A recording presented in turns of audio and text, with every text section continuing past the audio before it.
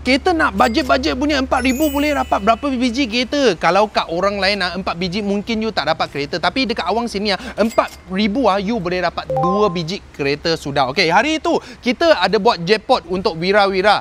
1,000 lebih punya, 2,000 lebih punya ada. So hari ini kita ada stok-stok baru sampai. Sevi 1,000 lebih, Wajah 4,000 lebih, Gentoo 2,000 lebih, Sefiro 4,000 lebih. Untuk ni stok semua Awang hari ini bawa kau orang pergi tengok. Kita ada 2 Wajah. Nak jual 4,000 lebih, you boleh dapat sebiji Wajah. Okey, ini Wajah kita sebiji jual 4,000 lebih. Datang dia auto. Condition dia running condition. Engine, gearbox, aircon tak ada masalah. Selain ini, kita ada belakang ini.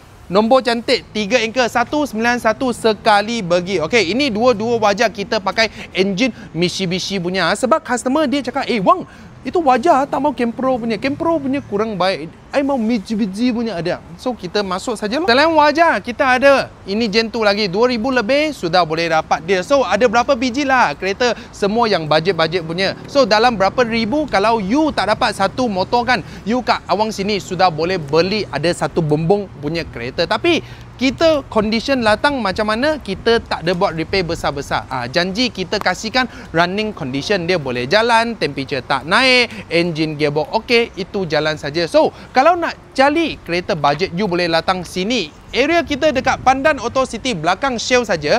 Ini WW Motor lot 12. Nombor 12 yang kita punya kereta. Kereta kita harga dari 1,000 lebih, you sudah boleh dapat kereta sendiri mah. So nak cari kereta budget, latanglah cari Awang.